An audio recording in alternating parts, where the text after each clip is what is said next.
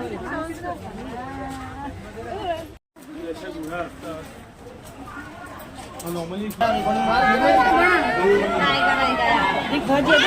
Guys, welcome to my YouTube channel. ഇന്ന് നമ്മൾ പോകുന്നത് മുംബൈയിലെ ഏറ്റവും വലിയ ഒരു സൂ ആയ ബാക്ക്ലോ സൂവിലോട്ടാണ്. അപ്പൊ രാവിലെ ഒരു 11 മണിയോടുകൂടി തന്നെ നമ്മൾ അവിടെ എത്തിയിട്ടുണ്ടായിരുന്നു. സൂവിൽ കയറിയപ്പോ തന്നെ ആദ്യം കാണുന്ന കാഴ്ച ഇതാണ്. അവിടെ ആണെങ്കിൽ ഒരു മരത്തിന്റെ ഒരു മോഡൽ ഉണ്ടാക്കി വെച്ചിട്ട് കമ്പ്യൂട്ടറിന്റെ ഓരോ പാർട്സ് അതിനകത്ത് ഒട്ടിച്ചു വെച്ചിരിക്കുകയായിരുന്നു. അവിടെ നിന്ന് നമ്മൾ അത്യാവശ്യം ഫോട്ടോസും സെൽഫീസും ഒക്കെ എടുത്തിട്ട് നമ്മൾ നേരെ പോകുന്നത് ഇതിന്റെ ടിക്കറ്റ് മേടിക്കാനാണ്. നമുക്ക് ഓൺലൈനായിട്ടും ടിക്കറ്റ് ബുക്ക് ചെയ്യാം, അല്ലാതെ തന്നെ നമുക്ക് ടിക്കറ്റ് അവിടെ ക്യൂവിൽ നിന്ന് മേടിക്കാം. അഡൾട്ട്സിന് എൻട്രി ടിക്കറ്റ് 50 രൂപയും കുട്ടികൾക്കാണെങ്കിൽ 25 രൂപയും പിന്നെ ഫാമിലി ടിക്കറ്റ് ആണെങ്കിൽ 100 രൂപയാണ്. അപ്പൊ ഫാമിലി എന്ന് പറയുമ്പോൾ അച്ഛൻ, അമ്മ, 2 കുട്ടികൾ, അങ്ങനെയാണ്. കുട്ടികൾ പിന്നെ 12 വയസ്സിന് താഴെയുള്ള പിള്ളേർക്കാണ് പിന്നെ ഇതിൽ ഇൻക്ലൂഡഡ് ആയിട്ടുള്ളത്. അങ്ങനെയാണ് അവർ ഫാമിലി പാക്ക് 100 രൂപ വെച്ചിരിക്കുന്നത്. അങ്ങനെ നമുക്ക് ഇവിടെ നിന്ന് നമുക്ക് ഒരുപാട് പിന്നെ സെൽഫി പോയിന്റുകളുണ്ട്. ടിക്കറ്റ് ഒക്കെ എടുക്കുന്നതിന് മുന്നേ തന്നെ നമുക്ക് ഇവിടെ നിന്ന് കുറെ സെൽഫി പോയിന്റ്സ് ഒക്കെ ഇട്ടിട്ടുണ്ടായിരുന്നു. നമ്മൾ അവിടെ അങ്ങനെ കയറിയിട്ട് സെൽഫിയൊക്കെ എടുക്കുമായിരുന്നു. പുറകിൽ താണ്ടെ കൂറ്റൻ ഒരു ഡൈനോസറിന്റെ പ്രതിമയൊക്കെ നിപ്പുണ്ടായിരുന്നു. നമ്മൾ അങ്ങനെ ഫോട്ടോ ഒക്കെ എടുത്തു. ചേട്ടനാണെങ്കിൽ സെൽഫിക്ക് വേണ്ടി പോസ് ചെയ്തൊക്കെ നിപ്പോണ്ട്. ഞാൻ പറഞ്ഞ സെൽഫി അല്ല എടുക്കുന്നത്, വീഡിയോ എടുക്കുന്നത്. താണ്ടെ അങ്ങനെ നമ്മൾ ടിക്കറ്റ് എടുക്കാൻ വേണ്ടി വന്നിട്ടുണ്ട്. ATM മെഷീനകത്ത് കാർഡ് ഇട്ടിട്ട് പൈസ എടുക്കുന്ന പോലെയാണ് ഇവിടെ ടിക്കറ്റ് ഇങ്ങനെ എടുക്കുന്നത്. നമുക്കിങ്ങനെ ടൈപ്പ് ചെയ്ത് കൊടുത്തിട്ട് ടിക്കറ്റ് ഇങ്ങനെ ഡിജിറ്റലി നമുക്ക് എടുക്കാൻ പറ്റും. അല്ലാതെ തന്നെ നമ്മളാണെങ്കിൽ ക്യൂവിൽ നിന്നാണ് ഫാമിലി പാസ് ഒക്കെ എടുത്തിട്ട് നമ്മൾ അകത്തോട്ട് കയറിയിട്ടുണ്ട്. ടിക്കറ്റ് ചെക്കിംഗ് എല്ലാം കഴിഞ്ഞ് നമ്മൾ അകത്തോട്ട് കയറി വരുമ്പോഴത്തേക്ക് ആദ്യം കാണുന്ന കാഴ്ച ഇതാണ്. അവിടുത്തെ ഒരു ചെറിയൊരു മാപ്പ് നമുക്ക് അവിടെ ഉണ്ടാക്കി വെച്ചിട്ടുണ്ട്. അവിടെ ആ സൂവിൽ എന്തൊക്കെയാണ് നമുക്ക് കാണാനുള്ളതെന്ന് വെച്ചാൽ വലിയ ക്രൊക്കഡൈലിനൊക്കെ നമുക്ക് കാണാൻ പറ്റും. ഒരുപാട് വർഷം പഴക്കം ചെന്ന കുറെ മരങ്ങളും പിന്നെ അവിടെ ഒരു വലിയൊരു സ്റ്റാച്ചു വെച്ചിട്ടുണ്ടായിരുന്നു. അത് എന്തിന്റെയാണെന്ന് അറിഞ്ഞുകൂടെ. ഞാൻ അടുത്ത് പോയിട്ട് എന്റെ ക്ലോസപ്പ് ഒക്കെ ചെയ്ത് എടുത്തിട്ടുണ്ട്, പക്ഷെ വായിക്കാൻ പറ്റുന്നില്ല എന്താണെന്നുള്ളത്. ശരിക്കും ഒരു പ്രകൃതിയോട് തന്നെ ഇണങ്ങിച്ചേരുന്ന ഒരു വലിയൊരു പാർക്ക് തന്നെയാണ് കേട്ടോ. ഫുള്ള് ഗ്രീനറി തന്നെയായിരുന്നു. വലിയ വലിയ മരങ്ങൾ എല്ലാം ഉണ്ടായിരുന്നു. പിന്നെ അവിടെ നമുക്ക് ചെറിയ മാപ്പ് കാണാം. ഈ ഫുൾ സൂവിലൊക്കെ എവിടെയൊക്കെ എന്തൊക്കെയാ ഉള്ളതെന്നുള്ളത് നമുക്ക് ചെറിയൊരു ഐഡിയ ഉണ്ട്. നമുക്ക് ഇതിന്റെ ഫോട്ടോ എടുത്തിട്ട് നമുക്ക് ഇതിനനുസരിച്ച് നമുക്ക് ഓരോന്നും കയറി ചെന്ന് കാണാവുന്നതാണ്. പിന്നെ ദാണ്ടെ വിക്രം മൂവിയിലൊക്കെ കാണുന്ന കണക്ക് നമ്മുടെ കമൽഹാസൻ ഇങ്ങനെ ഫൈറ്റ് ചെയ്യുന്ന പോലെ വെടിവെക്കുന്ന കണക്കത്തെ ഒരു സംഭവമാണ് വെച്ചിരിക്കുന്നത്. ഇത് ആക്ച്വലി ഒറിജിനൽ സാധനമാണ്. അവിടെ നിന്നിട്ട് നമ്മൾ കുറെ ഫോട്ടോയും സെൽഫിയും ഒക്കെ എടുത്തിട്ടുണ്ട്. ഈ പാർക്ക് ക്ലോസ്ഡ് ആയിരിക്കും. എന്തായാലും നന്നായി നമ്മൾ ചെന്നത് വെനസ്ഡേയിലല്ലായിരുന്നു, ഇല്ലെങ്കിൽ നമുക്ക് ഈ കാഴ്ചകളൊന്നും കാണാൻ പറ്റത്തില്ലായിരുന്നു.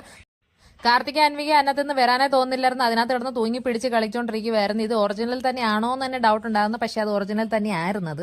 അങ്ങനെ അതിനകത്തൊക്കെ നിന്ന് ഫോട്ടോ ഒക്കെ എടുത്തതാണ്. പിന്നെ നമ്മൾ കയറി വരുന്ന കാഴ്ച കാണുന്നത് നമ്മുടെ ജംഗിൾ ബുക്കിലെ ഫുള്ള് സ്റ്റോറി, അതിനകത്തുള്ള എല്ലാ ക്യാരക്ടേഴ്സും പ്രതിമയാണ് ഇവിടെ വെച്ചിരിക്കുന്നത്. ഇത് ഇവിടെ എന്ന് വെച്ചാൽ നമുക്ക് ഇഷ്ടം പോലെ സെൽഫി പോയിന്റ്സുകൾ ഒരുപാടുണ്ട് ഇതിനകത്ത്. നമുക്ക് എവിടെ നിന്ന് വേണമെങ്കിലും ഓരോ പോസുകൾ നമുക്ക് ചെയ്യാനായിട്ട് പറ്റും.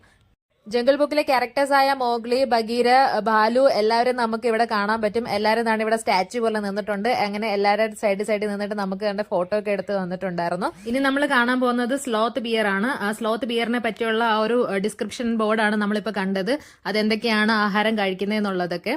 പിന്നെ ദാണ്ട് അതിന്റെ ഇപ്പുറത്തെ സൈഡിൽ ആന്റിമാരൊക്കെ ഫോണൊക്കെ കൊണ്ടുവന്നിട്ട് സെൽഫിയൊക്കെ എടുത്തോണ്ടിരിക്കുവായിരുന്നു. Selfie stick കൊണ്ടുവന്നിട്ടൊക്കെ. എനിക്ക് ഒരു സെൽഫി സ്റ്റിക്ക് ഉള്ളത് ഞാനത് വീട്ടിൽ വെച്ചിട്ട് വരുമായിരുന്നു. ആവശ്യ സമയത്തൊന്നും ഉപയോഗിക്കത്തതും ഇല്ല. അങ്ങനെ നമ്മൾ സ്ലോത്ത് ബിയറിനൊക്കെ കണ്ടു. പക്ഷെ അത് ആ കൂട്ടിനകത്തൊന്നും നല്ലതായിട്ടൊന്നും കാണാൻ പറ്റത്തില്ലായിരുന്നു. അവിടെ ഒരു പാറകല്ലെല്ലാം കണ്ട് അവിടെ ഒളിച്ചിരിക്കുകയായിരുന്നു. പിന്നെ നമുക്ക് കാണാൻ പറ്റുന്ന പിന്നെ ഇവിടെ ഹൈലൈറ്റ് എന്ന് പറയുന്നത് ഓരോ മതിൽ ഇതുപോലെ ഇങ്ങനെയൊക്കെ ഓരോന്നൊക്കെ ഉണ്ടാക്കി വെച്ചിട്ടുണ്ട്. മരം ഇങ്ങനെ ചാഞ്ഞ് നിൽക്കുന്നത്, അതിനകത്ത് പൂക്കളും വള്ളികളും ഒക്കെ പടർന്ന് പിടിച്ച് കിടക്കുന്നത്, ഇതൊക്കെയാണ് അതിനകത്ത് ഉണ്ടാക്കി വെച്ചിരിക്കുന്നത്. ഇതൊക്കെ നല്ല നമ്മൾ കയറി വരുന്ന വഴിയിൽ 2 സൈഡിലുമായിട്ടാണ് ഇതിങ്ങനെ ഇങ്ങനെ ഉണ്ടാക്കി വെച്ചിരിക്കുന്നത്. പിന്നെ അതിന്റെ ഇപ്പുറത്തെ സൈഡിലായിട്ടുള്ളത് ചെറിയ ചെറിയ കേവുകളാണ്. പക്ഷെ അതെല്ലാം കാലി കേവുകളാണ്, അതിനകത്തൊന്നും ഒന്നുമില്ല. പിന്നെ അവിടെ ലയന്റെ ഒക്കെ ഫോട്ടോ വെച്ചിട്ടുണ്ടായിരുന്നു. അത് കമ്മിങ് സൂൺ എന്നും പറഞ്ഞാണ് കൊടുത്തിരിക്കുന്നത്. ഇനി അതിനെയൊക്കെ കൊണ്ട് ഇടത്തുള്ളായിരിക്കും. പിന്നെ ഇതിന് മുന്നേ ഒക്കെ എലിഫന്റ് ഒക്കെ ഉണ്ടായിരുന്നു. എല്ലാത്തിന്റെയൊക്കെ ബോർഡും അതിന്റെ കൂടുകളും അവിടെ കാലിയായിട്ട് കിടപ്പുണ്ടായിരുന്നു. നമുക്കൊന്നും തന്നെ കണ്ടില്ലായിരുന്നു എലിഫന്റ് ഒക്കെ.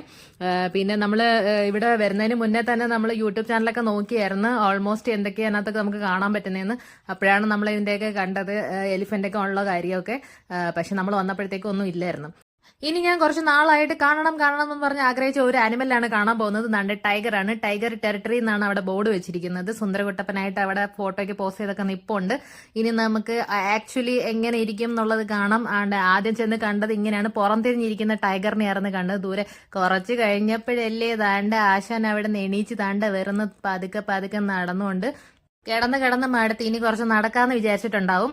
അങ്ങനെ അത് പതുക്കെ പതുക്കെ നടന്നു വരികയാണ്. ഇനി എന്താണ് അടുത്ത ട്രിപ്പ്? എന്റെ പൊന്നെ ഒന്നുണ്ട്, ഒന്ന് മാത്രമല്ല രണ്ടെണ്ണം ഉണ്ട്. ഇവര് പേരായിട്ടാണെന്ന് തോന്നുന്നു കൂട്ടിനകത്ത് വരുന്ന കിടക്കുന്നത്.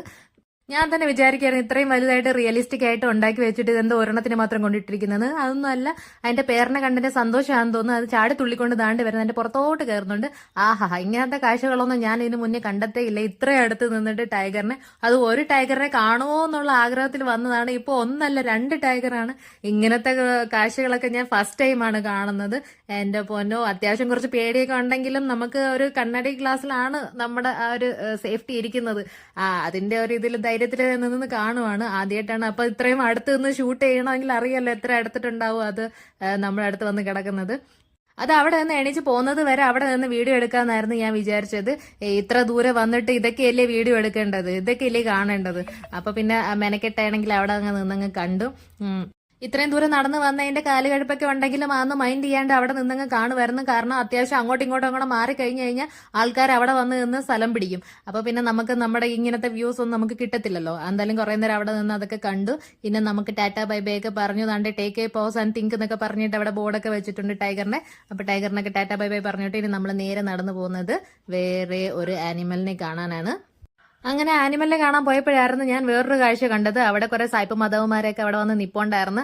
അതിൽ ആ കൊച്ചിനെ കാണാൻ വേണ്ടിയിട്ടായിരുന്നു ഞാൻ കുറെ നേരം അവിടെ നിന്നത്. പക്ഷെ അതിന്റെ മുഖം കാണിച്ചില്ല.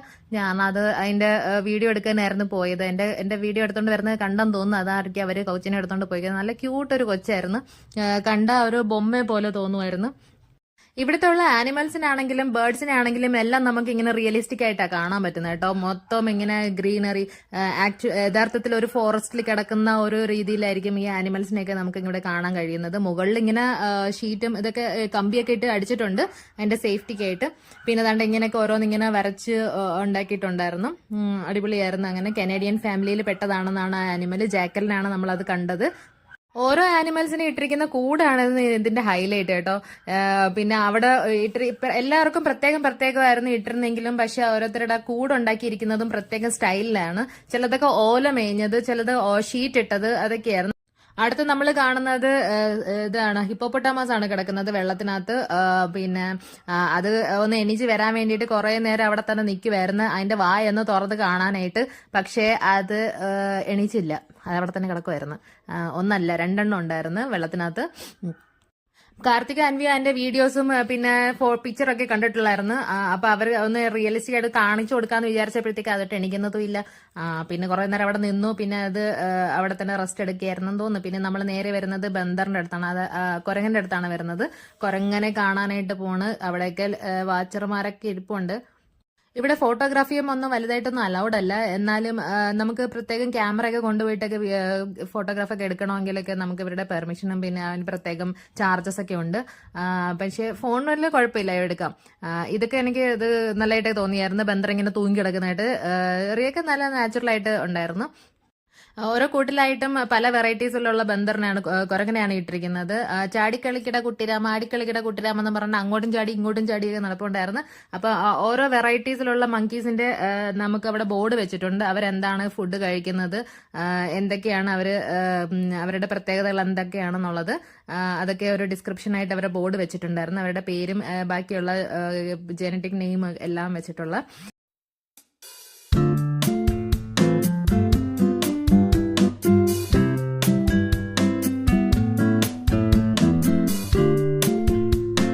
ബന്ദറിനൊക്കെ കണ്ടു വന്നപ്പോഴാണ് ദാണ്ട് ഈ ഒരു മരം കണ്ണിപ്പെട്ടത്. ഇത് ഇങ്ങനെ ഉണ്ടായിട്ട് തൂങ്ങി കിടക്കുന്നതിന്റെ കായാണ്. എന്തായാലും വെറൈറ്റി ആയിട്ടുണ്ടായിരുന്നു, അതൊക്കെ കൊള്ളായിരുന്നു. അതിന്റെ പൂവൊക്കെ നല്ല ഭംഗിയുണ്ടായിരുന്നു കാണാനായിട്ട്.